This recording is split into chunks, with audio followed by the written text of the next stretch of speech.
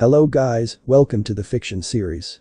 Today we are gonna see, what if Naruto was the heir of Whirlpool and got Harem? Part 4. If you want more awesome fan fiction like this, don't forget to hit that subscribe button, so without wasting any time, let's get into the video. The day after the introduction ceremony, Naruto found himself in one of the only places in the Leaf Village that he had been looking forward to visiting, the Leaf Village Cemetery. Naruto was grateful to have Hinata standing next to him. This was difficult, but having Hinata with him helped. When Hinata volunteered to give Naruto and his team a tour of the village, Naruto knew this was the first place he wanted to see. Now he stood in the center of the sacred ground, looking at a pair of gravestones, bearing the names of two of the most important people of his life. Minato Namikaze. Kushina Uzumaki Namikaze. Naruto had always wanted to see his parents' resting place. Naruto still felt that his mother should be with the rest of the Uzumaki clan. If the leaf ever provoked him, Naruto would make sure to bring both of his parents' bodies back to Whirlpool where they belonged. Hello mom, dad. I have wanted to come visit you for a long time. There is so much I want to tell you. Well, the first years of my life were hard. I now live in Whirlpool with grandfather and uncle. I am very happy now, and I will do everything in my power to be a great leader to our people. I'm going to be spending some time in this village that you both loved so much. I may not feel the same way about the leaf that you do, but I'm here for an important reason, for someone important to me. Someone I would like for you to meet. This is my betrothed Hinata Hyuga. Hinata, who had been standing next to Naruto, gave a small bow to the gravestones before speaking. It is an honor to meet you, Lord Hokage, Lady Kushina. I just want to let you know that I care for your son very much. And I will do my best to help him and fulfill his dreams and make him happy. Naruto smiled at Hinata and took hold of her hand. They spent some time together while Haku and Kimimaro watched from a short distance away, not wanting to intrude on such a personal moment for them. At the Hokage Tower. While Naruto and Hinata were spending some time together, Sasuke was having a hard time controlling his temper. What do you mean you won't give me a rematch? That loser cheated somehow, it's the only way that. Silence. You are not here to discuss a rematch with anybody. You are here so we can tell you what disciplinary actions will be taken against you for the assault on Hinata Hyuga. What? I didn't do anything. Yelled Sasuke. Well, several witnesses say otherwise, answered the Hokage. These are unacceptable actions for a leaf ninja. You will be on probation for the next 6 months, and a fine of 20,000 ryo will be paid by the Uchiha account to the Hyuga clan. If something like this happens again, the consequences for you will be far more serious. Do you understand? Yes sir, answered Sasuke through gritted teeth. He didn't care about the money, this was just another humiliation to him by that Namikaze bastard. Sasuke would make him pay, he would show Naruto that the Uchiha were the greatest clan, and Hinata would be his wife, whether she wanted to be or not. Once Naruto had paid his respects to his parents, Hinata thought it would be good for Naruto to get to see some of the village. Naruto had not spoken much, and his silence was making Hinata worry. She was thinking of where she should take Naruto to cheer him up when suddenly Naruto stopped. Hinata turned to look at him and saw Naruto sniffing the air. Hinata could swear Naruto's eyes had a star-like shine for a split second. Let's go this way. Yelled Naruto as he grabbed Hinata's hand and dragged her down the shopping district with Haku and Kimimaro following right behind. Hinata didn't know what had possessed Naruto so suddenly, but she was glad that he wasn't brooding anymore. Naruto stopped running, and Hinata saw they had halted in front of a little food shack. Naruto looked breathlessly excited as his eyes riveted themselves to the name sign above the entrance. Ichiraku Ramen. Hey, let's get something to eat. Is it okay if we eat here, Hinata? Hinata smiled, sure, let's get some lunch. As the four of them entered the small stand, Hinata recognized two of the occupants right away. Shikamaru Nara sat lazily against the counter, while Choji Akimchi was eating ramen at an incredible speed. Hello, Shikamaru, Choji. How are you two doing today? Huh? Oh, hey Hinata. Said Choji.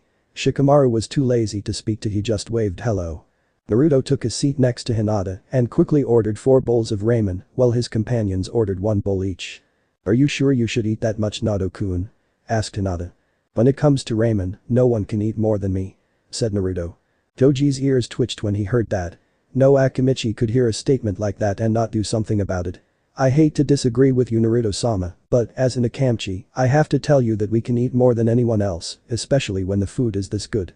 Naruto raised an eyebrow. Is that so? That sounds like a challenge to me. Shikamaru sighed, this is going to be real troublesome. Hinata smiled at Shikamaru, she knew Naruto was very competitive, especially when it came to his favorite food.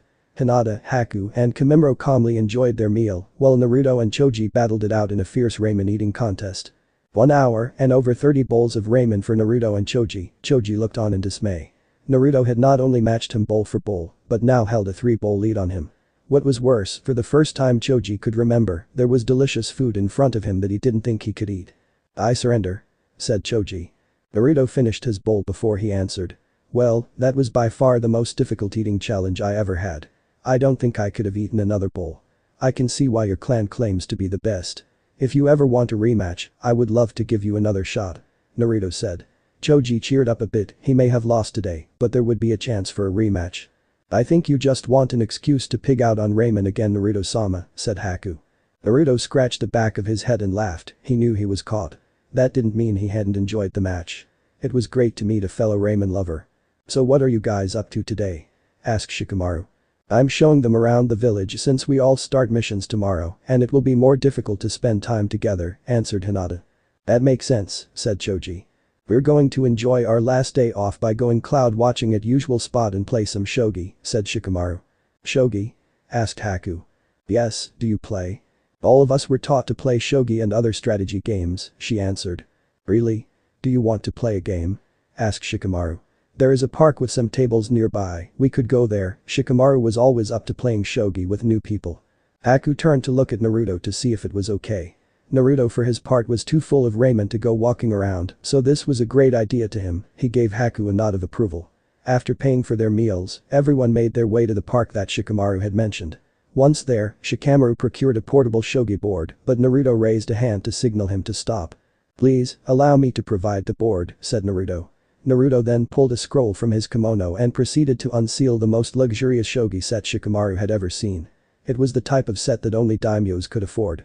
Shikamaru knew of the Uzumaki clan's immense wealth, but seeing proof of it with your own eyes was an entirely a different matter.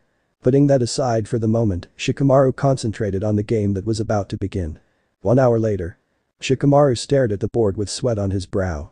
He had just finished one of the hardest games of shogi he had ever played. The only person that had given him a tougher time was his father. To have a young beautiful girl not much older than him give him such trouble was difficult for the lazy genius to believe. "It looks like you win the game, Shikamaru-san." "It was a good game," said Haku. "You were amazing, how did you get to be so good?" asked Shikamaru. "Ishida-sensei taught the three of us how to play. Though I'm not as good as Naruto-sama, I learned much from our sensei." Shikamaru was surprised to hear that someone else his age was so good at shogi and even more astounded to hear that Naruto was even better than her. Shikamaru would love to play against Naruto if what Haku said was true. Naruto must have noticed the look on Shikamaru's face because he smiled at him indulgently. "I would love to play you sometime. But I think that it's about time we continue our tour since we start missions tomorrow," said Naruto. "Sure, I look forward to the game," answered Shikamaru. After the group picked up and said their goodbyes, the group split and Hinata led Naruto and his team to another part of the village. A short time later Naruto found himself standing at the top of the Hokage monument overlooking the Leaf Village. Naruto may still have reservations about this village, but even he had to admit that standing on top of his father's head, with an arm round his precious Hinata, Naruto felt pretty happy. If only he didn't have deal with the stupidity of the village leaders and, to a lesser extent, the villagers themselves, this situation wouldn't be so bad. At least the villagers hadn't tried anything stupid yet. Naruto hoped that his team at least received interesting missions. It was about the only thing he had been looking forward to about tomorrow. Back in Whirlpool just about everything was done for Naruto and he was eagerly awaiting being able to finally put all his training to use. Unfortunately for Naruto and his team, they were in for an unpleasant surprise the next day. Naruto, Haku and Kimimaro were led by Shigeru to the Hokage Tower to receive their first mission. After waiting a few minutes they were led into the Hokage's office where the Hokage and some Chunin were handing out missions. "Team Whirlpool reporting for duty, Lord Hokage," said Shigeru in her monotone tone of voice. "Welcome. I look forward to seeing how well you all perform your duties." "We are ready to receive our first mission," replied Shigeru. "Excellent.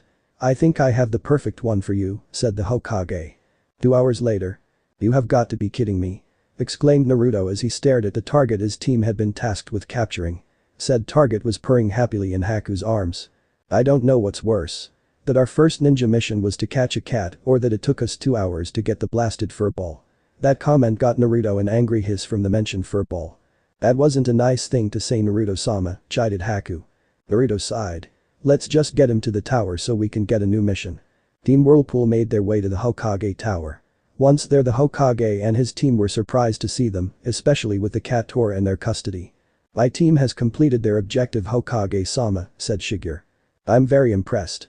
It usually takes the average genin team most of the day to locate and capture Tora. No matter, we have plenty of other missions for your team to choose from. Let's see, we have some grocery shopping for an elderly couple, trash cleanup at the river area and..." It was at this point that Naruto felt he had to speak up. "Excuse me, Lord Hokage. But these missions of yours seem to be little more than chores. I don't see how they can be considered ninja missions." The Hokage laughed lightly. Genin always complained about their missions. It looked like Naruto's team was no different. "Naruto, there is a reason why we have these types of missions for newly graduated genin. You see, a new team needs these missions so the team members can get familiar with each other and build teamwork well safely within the village. Once their sensei believes they are ready, we start giving them more dangerous missions outside the safety of the village walls." Naruto nodded.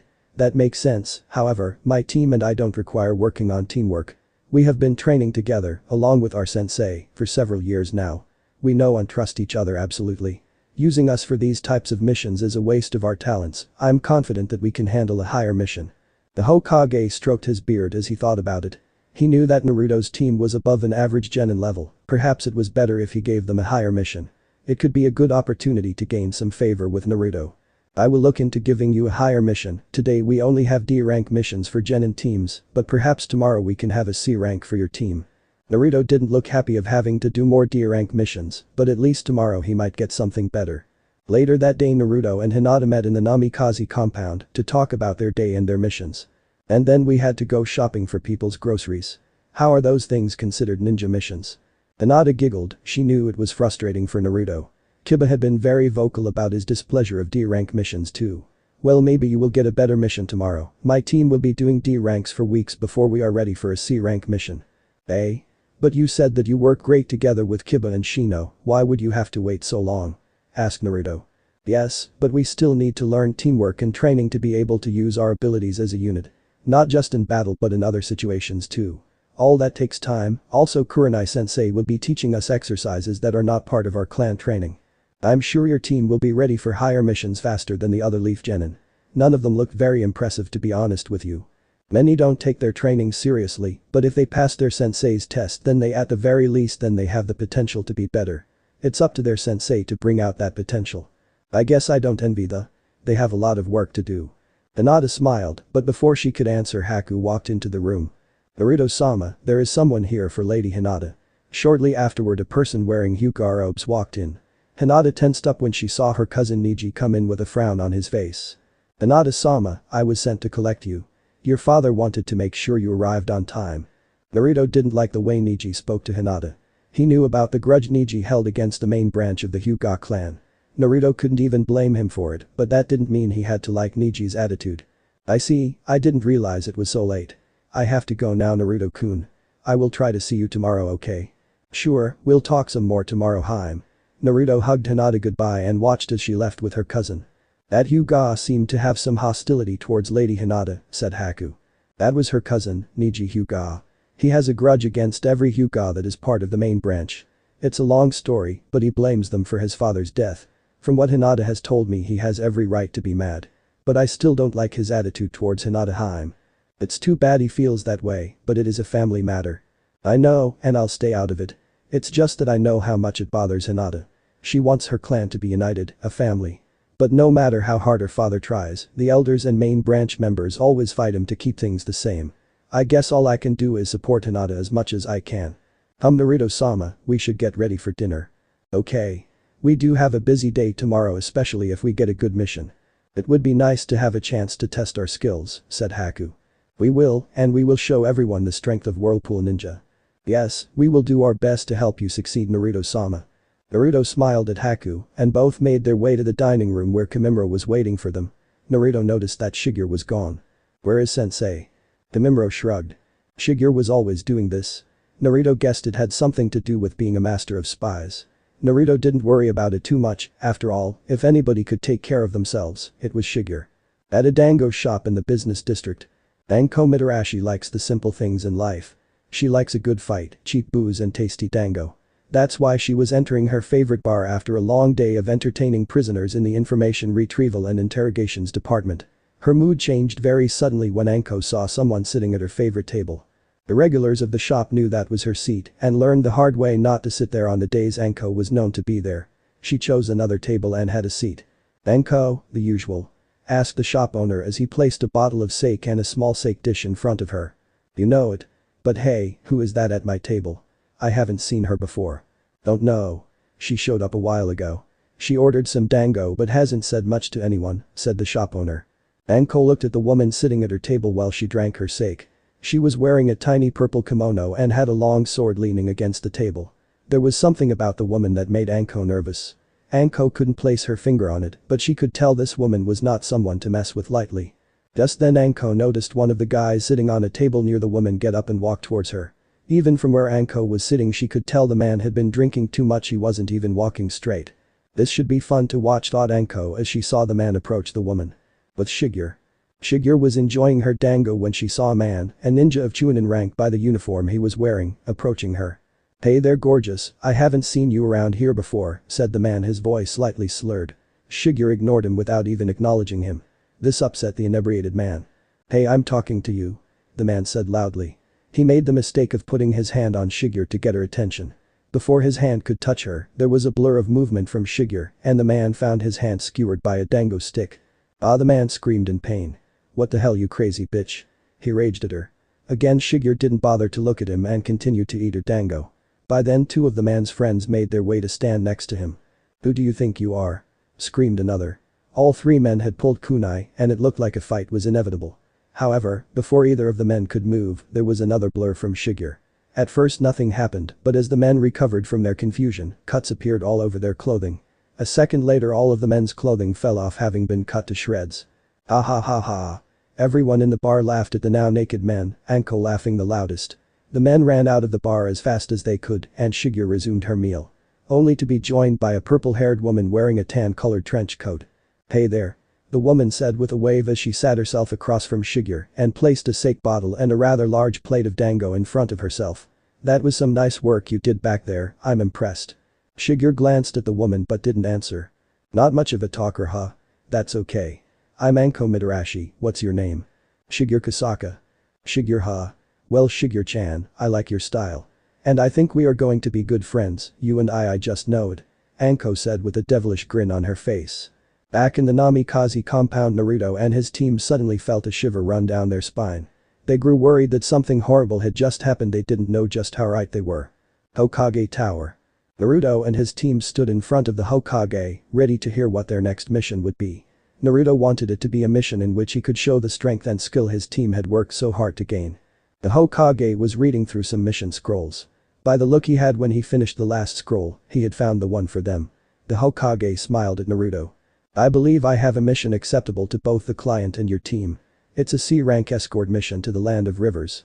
"What are the mission details?" asked Naruto. "The merchant is paying us to provide protection for his caravan while it travels from the Leaf Village to its hometown, a village near the border between Fire Country and the Land of Rivers." Naruto nodded in understanding. "What's the mission duration and should we expect any complications?" "It should take a week to travel to your destination and no more than 2 days to return to the village once your mission is complete. You can expect heavy bandit activity near the border and once you enter River Country. You should also be aware that the Rain Village's border is near the area, so you would do well to keep your guard up for possible ninja attack. It is unlikely that Hanzo would want to start any conflict with our village, but be ready for anything." "Yes, Lord Hokage," said Naruto. "Very well, you have 2 hours to get ready for your mission.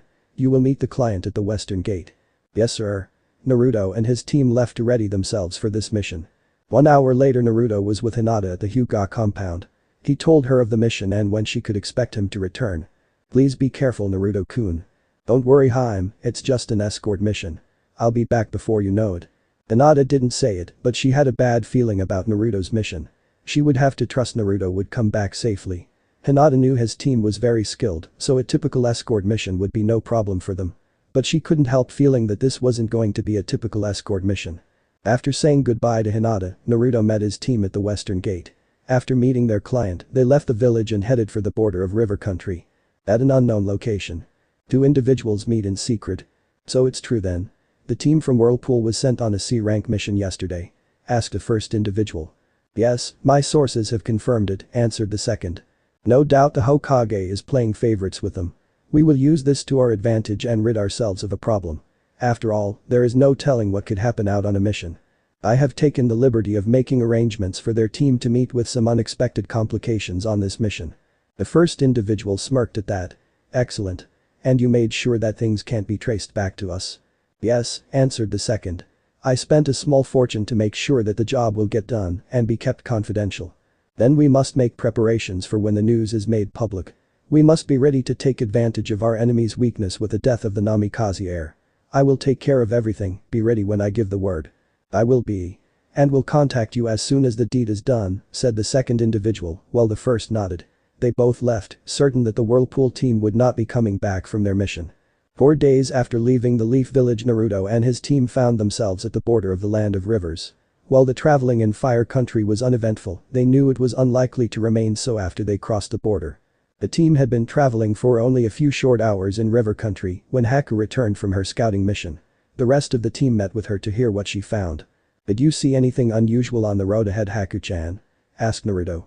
Yes, I did, Naruto-sama.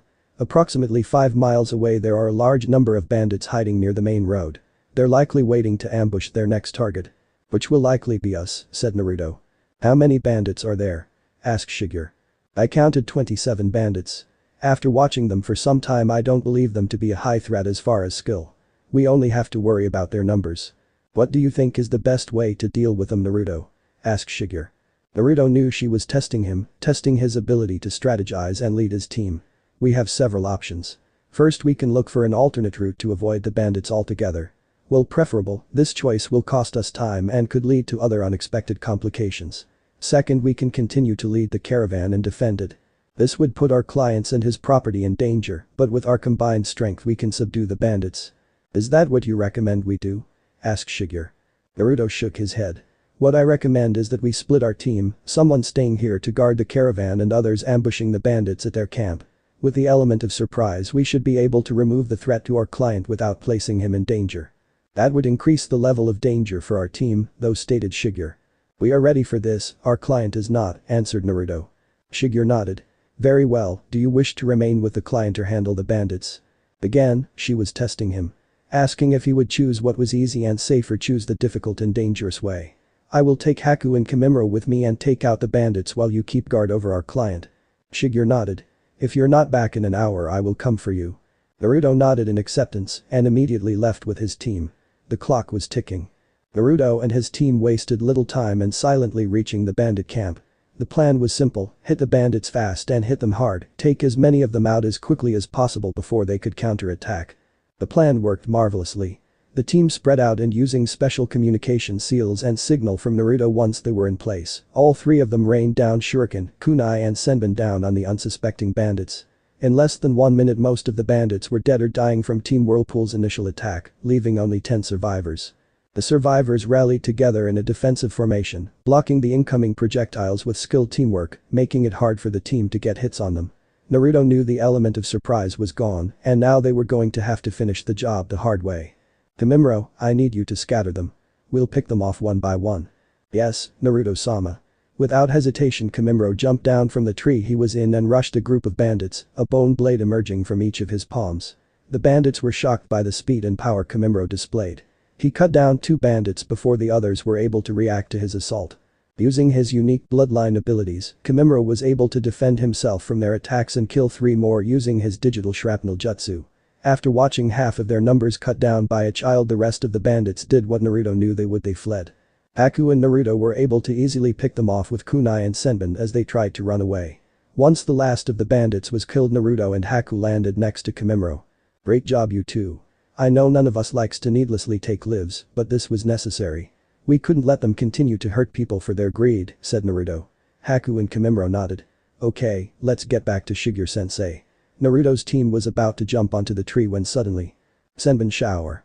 Naruto's team jumped back as hundreds of senbon rained from the sky. Once the shower stopped, the team warily watched as 3 ninja with umbrellas landed in front of them.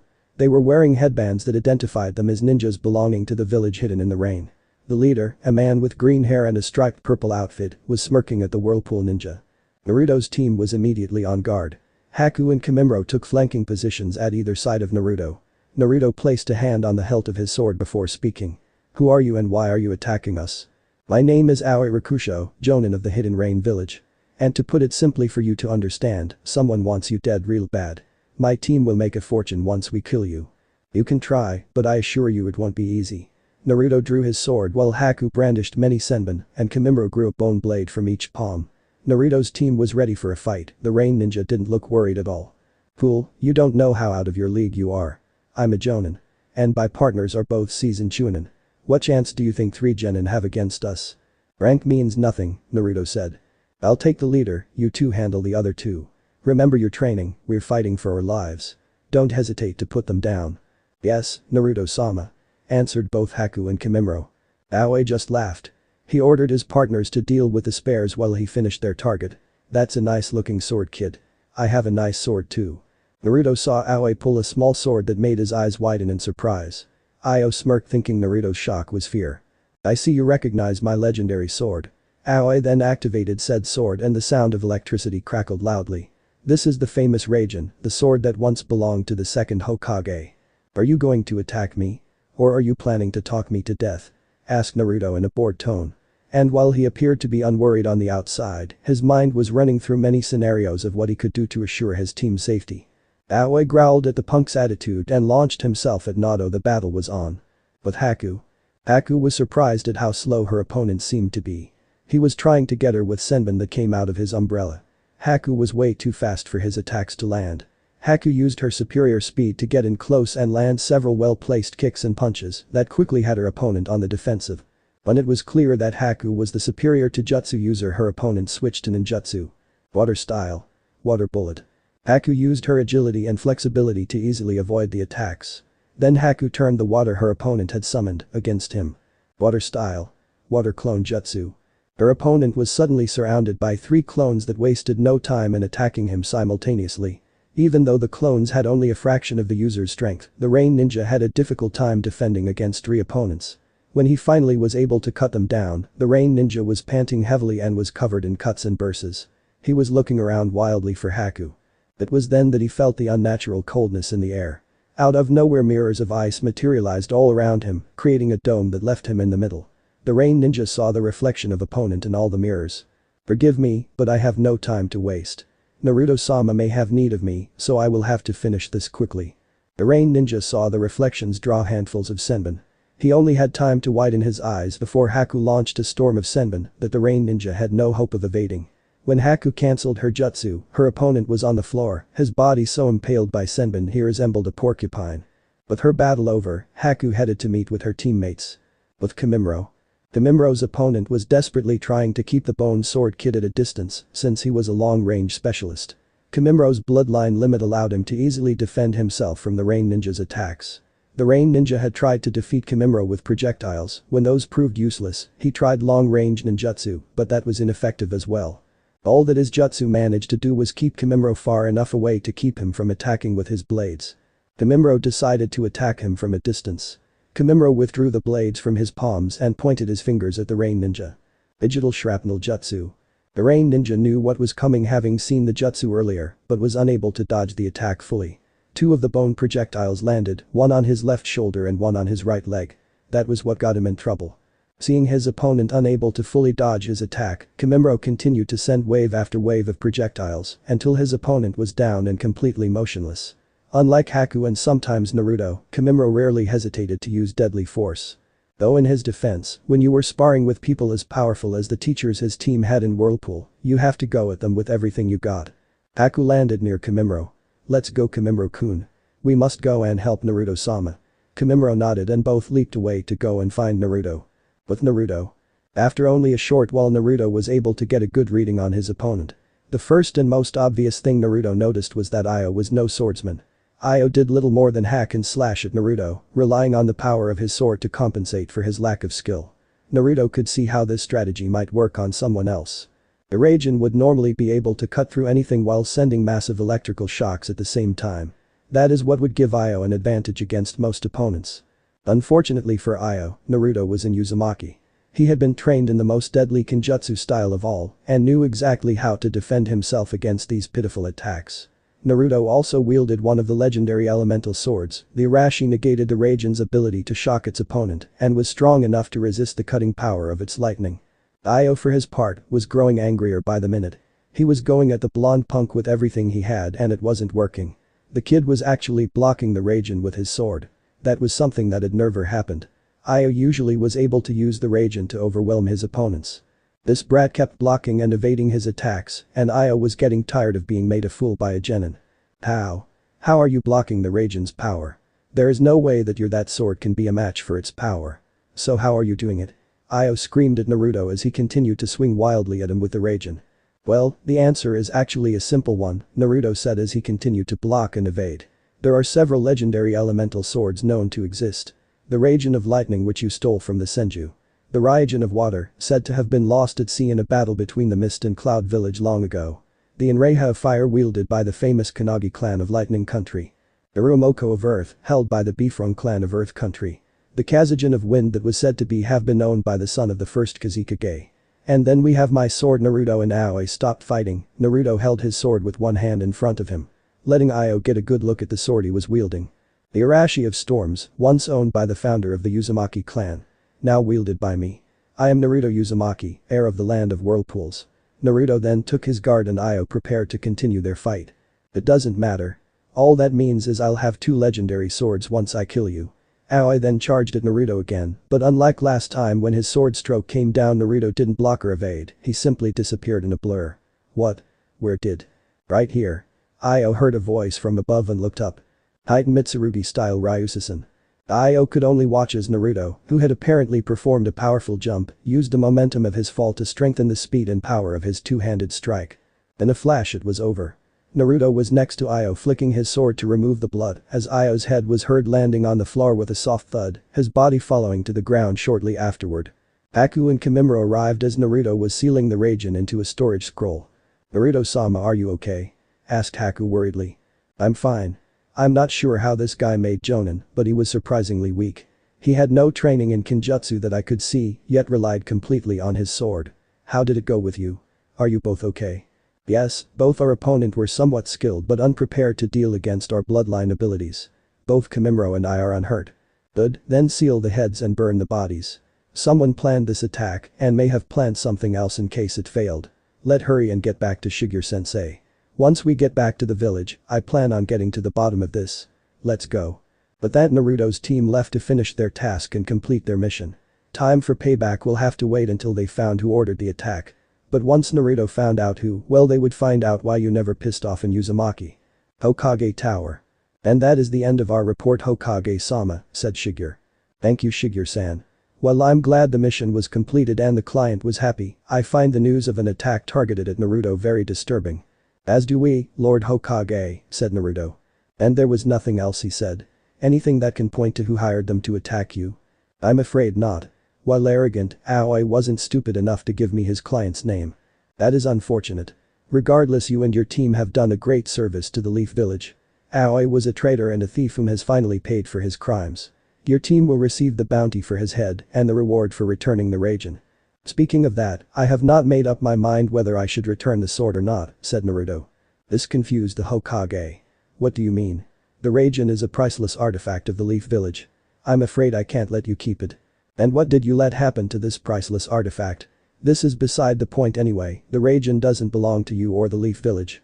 It belongs to the Senju clan, a clan that I am related to by blood and marriage." The Hokage rubbed his temple trying to fight off the headache that was burrowing into his skull. "Naruto, that sword is treasured by our people. It belonged to one of our founders and should remain in our village. I'm not sure how people would react if you kept it. If the people saw you using it, they might die. I have no intention of using it. My sword style is not made for 2 swords, and frankly, the Raijin is impractical for someone who specializes in Kenjutsu. It doesn't have a proper blade for some of the techniques I've been taught." "But then, why do you want to keep it?" "Because I don't really trust you to keep it safe. If what I read is true, then it only took a genin and a chunin working together to steal it in the first place. And both of the thieves were below average in skill if I remember correctly." The Hokage frowned. "I assure you that there was more to it than that. And the security measures would be much different this time." Naruto thought about it for a minute. "Very well, I will return it to the village under 2 conditions." "And what conditions would those be?" asked the Hokage warily. First is that I'm allowed to add some security seals to whatever security you place on the sword. And second is that instead of whatever monetary reward for returning it, I get a document signed by you and the council that states I can claim anything I want instead. The Hokage stroked his beard. The first would be no problem. The second would have to be within reason. It could not be something that endangers the village or that breaks any laws. You can't ask for an immediate promotion, for example. Of course, I would never ask for anything like that, said Naruto with a smirk that made the Hokage nervous. Then I'm sure we can work out something that satisfies your conditions. Great, then we will take our leave. I'm eager to go and see Hinata Harem. The Hokage smiled at that. Then you best be off. You will not be required to take another mission for a couple of days, so enjoy your time off. Naruto nodded and left the office with his team. Once out of the tower, he turned to his sensei. We will need to keep our ears open to find out who planned the attack. Well, my clan has enemies all over the world, something tells me that the one responsible this time is in this village. I will look into it, said Shigeru. But Hinata. Hinata had just finished training with her team and was making her way home when she heard a familiar voice call her name. Hinata Harem. She whirled around, a brilliant smile on her face as she saw Naruto leading Haku and Kimimaro towards her. Hinata ran to Naruto and threw herself at him. Naruto caught her with open arms and spun her around laughing happily. You're back, exclaimed Hinata with joy. I was so worried for you. Naruto set her down before he answered. We just got back a little while ago. We gave our report to the Hokage and then came looking for you. It's only been a few days, but I missed you, Harem. Hinata smiled warmly at him. How was your mission? It's a long story, why don't we get you home and we'll tell you all about it. 2 hours later at the Hyuga clan. Wow. I can't believe you had to fight other ninja on your first C-rank mission. Yeah, luckily for us they underestimated us and that gave us the opportunity to take them out so quickly. Do you have any idea who could have ordered the attack on you? Asked Hinata. Not yet. Sensei will look into it. Don't worry, once we find out who's responsible, it payback time. Hinata knew whoever tried to have Naruto killed wouldn't be getting any mercy from him. Not that she expected anything less from him. She just hoped he wouldn't get hurt. So how was it for you and your team? Have you got any good missions? Asked Naruto. No, we have only done D-rank missions. We have only been genin for about a month, so the mission types aren't going to change anytime soon. Well, even though I find them boring, I guess doing a few low-rank missions won't be too bad. I did miss you while we were gone the last 2 weeks. Hinata blushed slightly. I missed you too, Naruto-kun. Maybe we can spend some time together tomorrow after we are done with training and our missions for the day. I would love that, said Hinata with a happy smile. Great. Well, we'd better head back before Sensei comes looking for us. Naruto gave Hinata a kiss on the cheek that had her blushing again and he and his teammates left the Hyuga compound. The next day. After breakfast and some light morning training, Team Whirlpool was ready to start the morning missions. As they entered the Hokage's office, they could tell something was out of the ordinary from the concerned look on the third Hokage's face. Team Whirlpool is ready to receive our mission for the day. Shigeru stated, getting the Hokage's attention. Forgive me. I was reading some troubling news and I did not notice you come in. Is something wrong? Asked Naruto. I am not entirely sure and that is the problem. The day before yesterday I granted another genin team a C-rank mission. It should have been a standard escort mission like the one your team received. Unfortunately, much like your mission, it appears things have become more complicated. This morning we received a message from the Jonin in charge telling us they had been attacked by a pair of Chunin. It appears that our client wasn't entirely honest when he hired us. Isn't it protocol to terminate the mission if it's found out the client lied about the mission requested? Asked Naruto. Ordinarily yes. However, there are some unique circumstances. The team chose to continue the mission because they felt it was the right thing to do. I trust the Jonin in charge to be able to handle the situation. However, 2 hours ago a team of ANBU arrived with the captured ninja and I had them taken to the T&I department to have them questioned. I just received word from the department head and the news I received is unsettling. How so? Asked Naruto. The ninja were hired by a very wealthy man named Gato. We already knew this because of the report we received when the village was notified of the situation. But what we didn't know was that Gato has more missing ninja on his peril, including an A-rank missing ninja from the village hidden in the mist that is named Uzumaki. The demon of the hidden mist. Yes, I'm surprised you have heard of him, Naruto. My clan has had some issues with Water Country. Luckily for everyone they have been too busy with their civil war to cause any problems. Actually, the newest reports show that the fighting has recently stopped. The faction supporting the bloodline users has taken control of the Mist Village. Then, after a surprising victory over the water daimyo's forces, they have forced a ceasefire.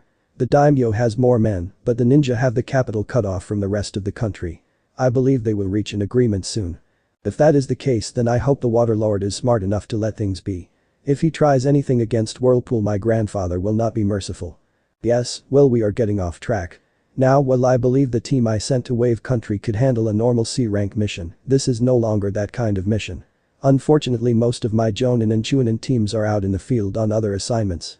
The ones that are not are needed here for the protection of the village. And the Genin teams you have are not ready for this kind of mission.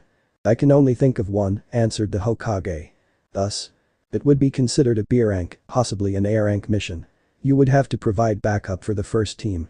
If possible, you would need to neutralize Gato himself, permanently neutralize him. Can your team do this? Naruto didn't have to think about it. Yes. Then you have your mission. You have 1 hour to prepare. The details will be ready for you before you leave. Yes, Lord Hokage. The team made to leave, but Naruto had one more question. So which team are we lending support to anyways? Team 7 led by Kakashi Hatake. Naruto knew who was on that team. He nodded and left with his team. Well, that's just great. Maybe he shouldn't have been so quick to volunteer his team to help. Oh well, at least he can throw it at the arrogant Uchiha's face that his team needed to be helped to complete their mission. Now his night out with Hinata would have to wait. He would have to send a message to her so she knows he will not be in town for a few days. The next day in the Land of Waves. Team Whirlpool had landed in the Land of Waves earlier in the day. While traveling towards the location they were told to meet Team 7, they came across an area that was recently a battlefield. What do you think? Asked Shigeru. There was an intense battle here. By the looks of it, there were several high-level jutsu thrown around. You're right, Naruto. We should hurry to meet with the Leaf Ninja. Yes, sensei. It didn't take the team long to reach a nearby town. And what they saw there sickened them. Poverty and sickness was everywhere. The people looked miserable and afraid. For Naruto and Haku it was especially hard to see. It reminded them of the short time in their lives where they looked much like the people here. We have to help these people. Gato has to be stopped. Naruto was holding his sword hilt so tensely his knuckles were white. His team nodded. But first, they needed to get to Team 7. They quickly made their way through town, and it didn't take them long to find the house they were looking for. When they knocked on the door, a pretty woman with long blue hair opened the door. May I help you? She asked. My name is Shigeru, and this is my team. We were sent here by the Leaf Village to help the team that escorted the man named Tazuna here. The woman was surprised but happy to hear that. Oh, then please come in. My name is Tsunami, Tazuna is my father. They arrived earlier today, but were in bad shape. The sensei was hurt most of all, he is still unconscious upstairs. Thank you. As soon as the team was inside, they heard a familiar voice shout at them. What are you doing here? Naruto rolled his eyes, the Uchiha had a way of getting on his nerves like no one else he ever met. Well, Sano-sensei came close, but Sasuke was the worst. We were sent here by the Hokage to deal with Gato and help you to deal with Zabuza, said Naruto, his tone completely flat. Sasuke, who stood up from the sofa that he had been seated on with his teammates, walked over and approached Naruto combatively, only stopping his approach when his face was within inches of Naruto's. We don't need any help from you. We can handle this mission alone, so you can leave because you came here for nothing. Naruto looked unimpressed. Yeah, no, we're not going to do that. So, where is your sensei? We have a message for him from the Hokage. Sasuke's face reddened in anger at being dismissed like that, but before he could answer, Sai spoke up. Kakashi-sensei is upstairs. He was badly injured in the battle with Zabuza. What happened? We saw the battle site on our way here. Don't tell them anything. Yelled Sasuke. We can finish the mission ourselves. I have already told you that I don't take orders from you beepless. Sasuke was furious, but Sai didn't let him speak. We were attacked just outside the village. It was Zabuza Mamachi. Kakashi-sensei engaged him in one-on-one battle while we guarded the client. Kakashi was careless, and after a short altercation he was captured in a water prison jutsu. Beepless and I managed to fight off Zabuza's clones, long enough to free Kakashi from the jutsu. Kakashi then re-engaged Zabuza. And since he was badly injured, I'm guessing it didn't go well for him that time either? Asked Naruto. Actually, Kakashi fought well. He used his Sharingan to land near fatal injuries to Zabuza. But before Kakashi could deliver a fatal blow, another ninja attacked. Who? Was it another Mist Ninja? It is likely that he originated from the Mist Village, even though he didn't wear a headband. He was a young male around our age. He had white hair, shark-like teeth and wielded a large sword similar to the one Zabuza wielded. Zabuza called him Sujetsu, he is likely Zabuza's apprentice. And Kakashi wasn't able to take him. Suigetsu attacked Kakashi when he let his guard down, and Kakashi received a serious injury to the abdomen.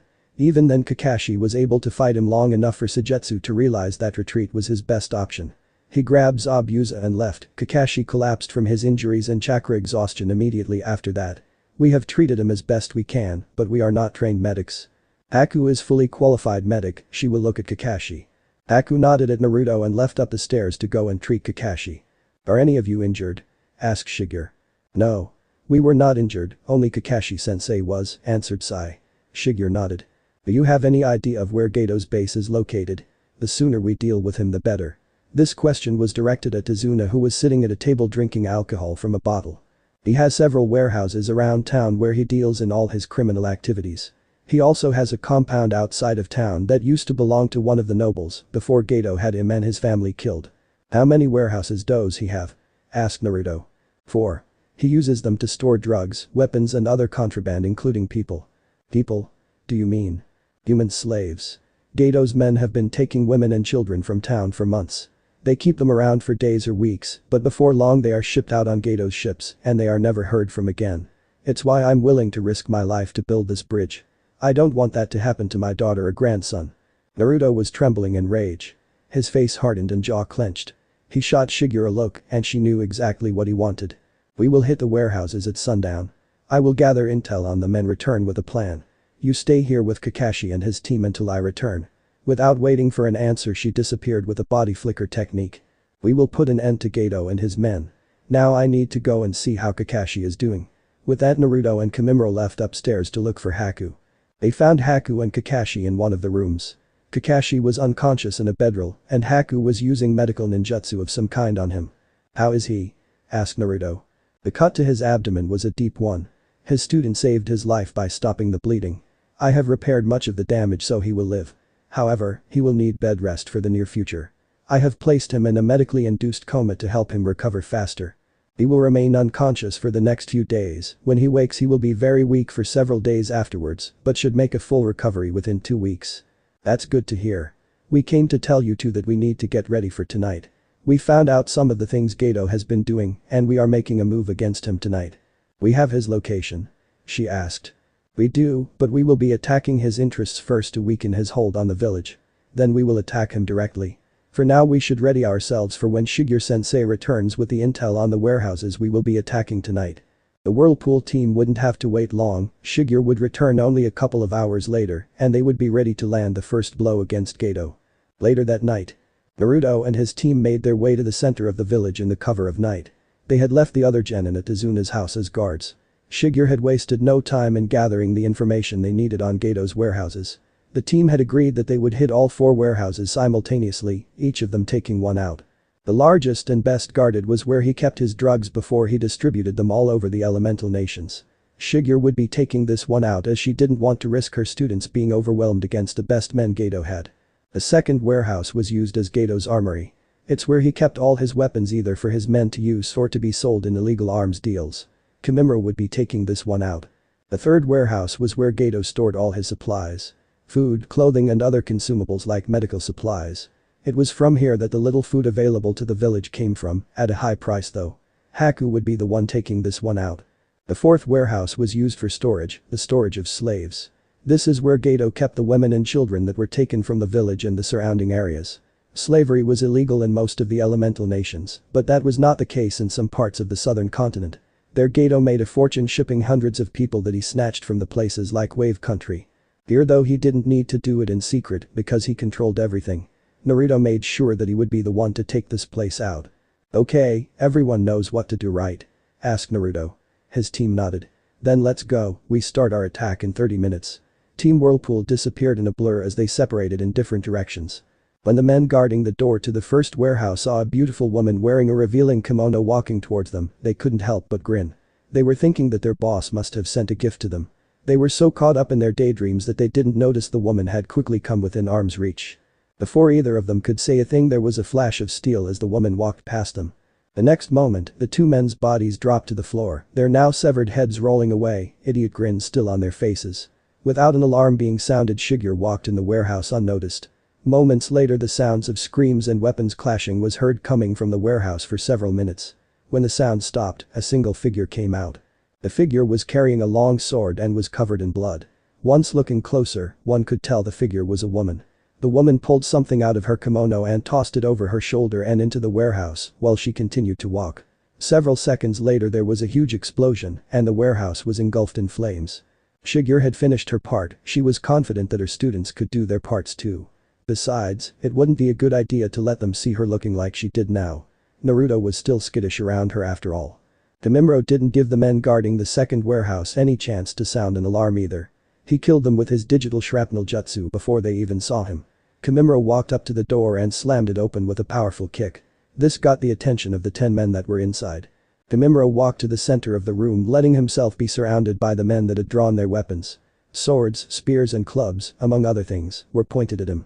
The men stared as Kimimaro drew a bone sword from his shoulder and took a fighting stance. Knowing that the kid in front of them was dangerous they all attacked him together. Dance of the Willow. Kimimaro used his superior speed and agility to dodge and weave through his opponent's attacks while at the same time delivering fatal hits with his weapon. In less than 5 minutes after he walked in, Kimimaro had killed all the men in the warehouse. He quickly set the explosive tags given to him. A few minutes later Kimimaro walked out just before the warehouse was destroyed in a large explosion. With his job done, Kimimaro made his way to the rendezvous point. Haku was a little upset. She was given the easiest target and she knew it. Unlike the other warehouses the third one had only 4 guards in it. It was probably because Gato controlled all the supplies coming into the country and knew nobody would be crazy enough to try and attack the only place where food was coming into the village.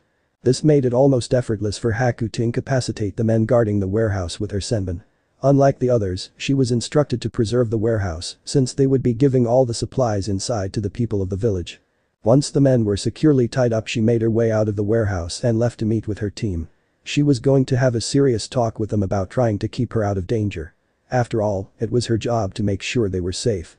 Naruto would have loved to simply walk to the front door and start making all these pieces of trash pay. But he couldn't place the innocent people inside in more danger than they were already. Instead he snuck in through a window on the second floor and kept to the shadows.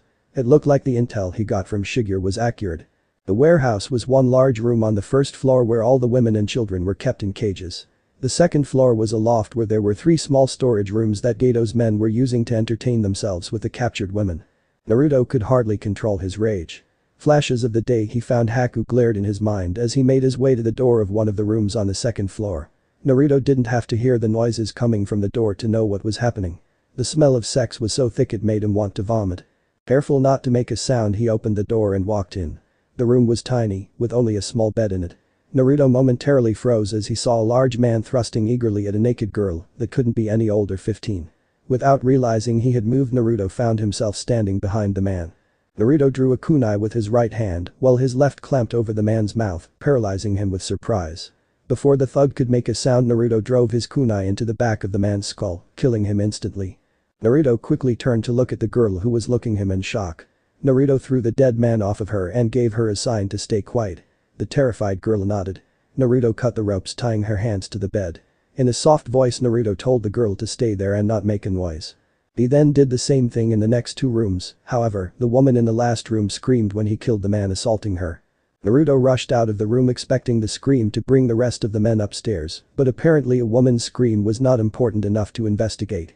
Once Naruto made his way to the first floor he started picking off men from the shadows, killing them silently. However the last few men were all gathered at a table in the back drinking. Naruto was thinking of a plan on how to take them out altogether when one of them suddenly got up and made his way to one of the cages. The cage he stopped in front held 4 younger-looking girls. Naruto's blood froze when he saw the man pull out a girl that looked younger than himself, maybe 11 or 12 years old. The girl had tears in her eyes and was trying desperately not to cry when the man started to unbuckle his pants. "Hey, I don't need to see what you do with her, you ugly bastard, go use one of the rooms upstairs," yelled one of the men sitting at the table. "I can't, they're using all of them. Just shut up, I'm only going to play with this one for a little while." However, before the man could finish taking off his belt, a whistling sound was heard just before a kunai embedded itself on the side of the man's head. The men at the table were still staring the dead man when Naruto appeared next to them and cut 2 of them in half with a swipe of the Arashi. The other 3 tried to draw their weapons, but an enraged Naruto didn't give them time. Naruto moved so fast, he was a blur. The men died without being able to put up a fight. But the men taken care of, Naruto made his way to the cages and started cutting off the locks and freeing the women. There were tears of joy once they realized that Naruto was there to grant them their freedom. Naruto was leading the last of them out of the warehouse when Kimimaro and Haku arrived. "I thought the plan was to meet at the spot we discussed," said Naruto. "Naruto-sama was taking too long, so we came to see if you were okay," said Haku. Kimimaro nodded in agreement. Naruto shook his head. He knew they were just worried for him, but he was more than capable of handling himself. "Fine, since you're here, help me get these people out of here. The safe houses that we set up with Tazuna's help are ready, and some of the men have started to empty the food and supplies from the warehouse I liberated. Good job, Haku. You too, Kimimaro. Now let's get these people out of here. Tomorrow we will see about dealing with that scumbag Gato himself."